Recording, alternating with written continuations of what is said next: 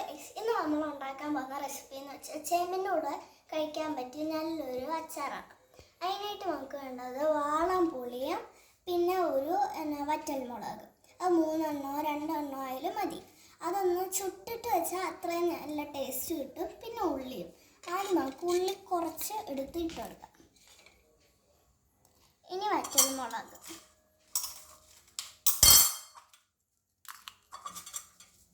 ഇനി വാളംപുളി. ഇനി നമുക്കൊന്ന് അരച്ചെടുക്കാം.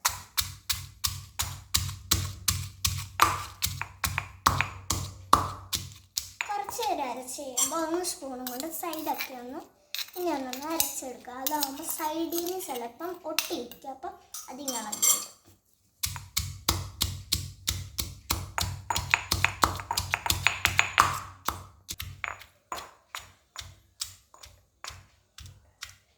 ഹലോ ഗൈസ്, കുറേ നേരം കഴിഞ്ഞപ്പോൾ എൻ്റെ കണ്ണിരിഞ്ഞ് വെള്ളം പോവാണ്. നമ്മൾ ഇനി അരച്ച് കഴിഞ്ഞാൽ നമ്മൾ ഒരു ബൗളിലേക്ക് മാറ്റിയെടുക്കണം.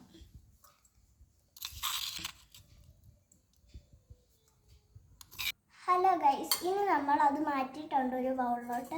ഇനി ഇത്തിരി ചൂടുവെള്ളം ഒഴിക്കാം.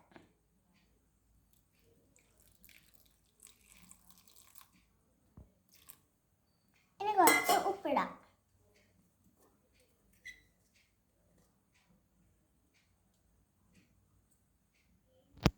ഇനി കുറച്ച് വെളിച്ചെണ്ണ.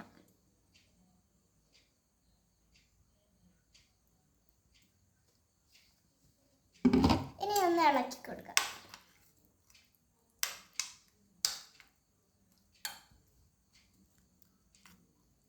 ഇനി നമ്മുടെ സൂപ്പർ ചമ്മന്തി റെഡി.